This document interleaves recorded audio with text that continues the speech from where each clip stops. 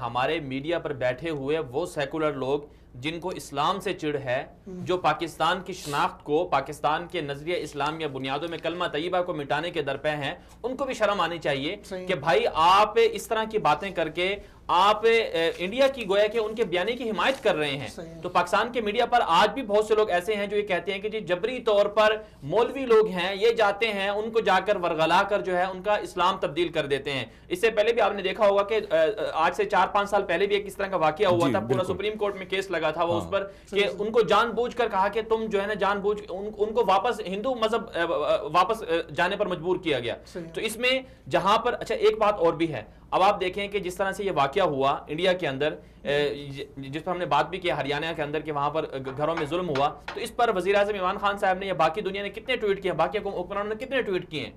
تو آپ انڈیا کی بیانیے کو مضبوط کر رہے ہیں۔ بھائی آپ پاکستانی ہیں، ہم اقلیتوں کا تحفظ کرتے ہیں، ہمارے ہاں تمام اقلیتوں کو پورے حقوق دیے جاتے ہیں، کرتارپور اس کی سب سے بڑی مثال ہے۔ تو اس لیے حکمرانوں کو، جو پاکستان کے ذمہ دار لوگ ہیں، ان کو چاہیے کہ ذرا وہ شرم و حیا سے کام لیں اور کوشش کریں کہ جو پاکستان کا بیانیہ ہے اس کو مضبوط کریں، بجائے اس کے کہ ہندوستان کی بیانیے کو مضبوط کریں۔